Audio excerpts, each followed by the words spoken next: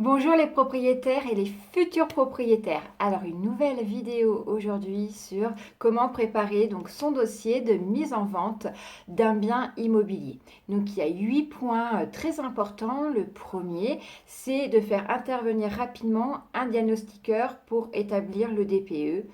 Diagnostic performance énergétique qui est obligatoire afin de donner tous les éléments donc à votre acheteur pour qu'il puisse prendre en fait sa décision en toute connaissance de cause.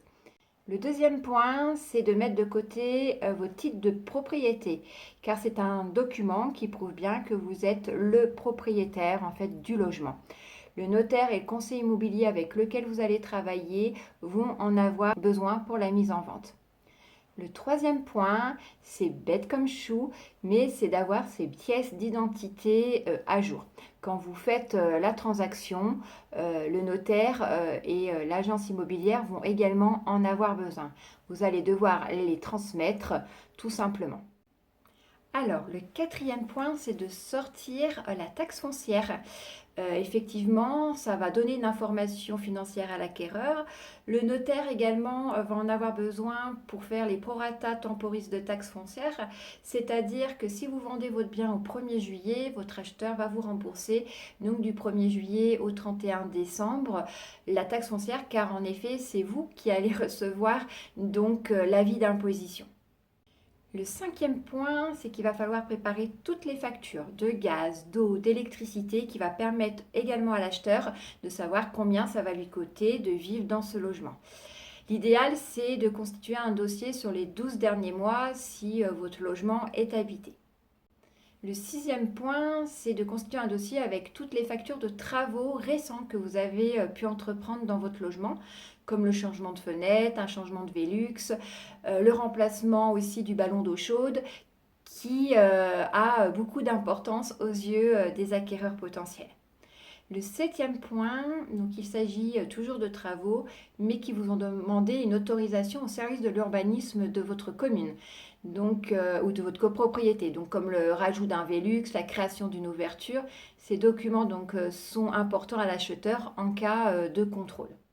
Donc le huitième point, c'est les documents d'entretien récents. Si vous avez un système de chauffage à gaz et que vous avez un contrat annuel avec l'entreprise ou l'entretien d'une cheminée également avec un ramonage annuel, ou si vous avez un contrat pour votre adoucisseur d'eau également, c'est bien de pouvoir aussi les présenter aux acquéreurs potentiels. Donc tous ces documents sont bien à conserver. Si vous avez été un petit peu négligent, ça peut arriver donc ces derniers mois, voire ces dernières années, et que vous ne l'avez pas fait, je vous invite à le faire. L'acheteur va certainement vous réclamer afin de s'assurer que tout fonctionne bien. Donc tous les points cités concernent les biens en copropriété ou pas. Alors je vais me pencher un peu plus sur la partie copropriété. Donc quand vous êtes en copropriété, vous allez devoir fournir les 3 derniers appels de charges à votre acheteur afin de lui rendre compte des charges qui vont impacter son budget tous les mois. Un deuxième point, c'est de rassembler aussi tous les procès d'assemblée générale sur les 3 dernières années qui permet à l'acheteur de voir comment vit la copropriété. Ensuite, en troisième point, il est bien de lister tout simplement les travaux qui ont été effectués dans la copropriété. Souvent, on a un carnet d'entretien qui permet de voir tout ce qui a été fait dans les 10 dernières années.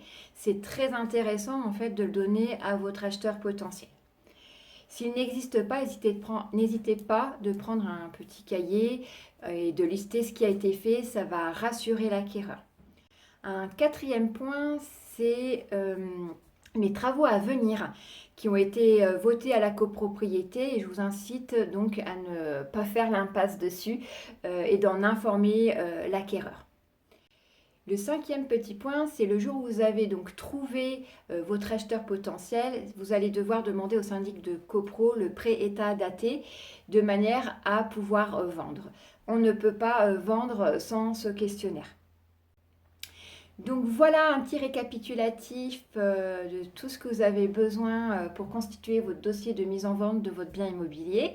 Écoutez, n'hésitez pas, si vous avez aimé cette vidéo, à mettre un petit pouce bleu. Si vous avez aimé, de vous abonner et de cliquer sur la cloche. pour être informé donc à chaque fois qu'il y a un nouveau contenu. Je vous dis à bientôt. Ciao, bye bye!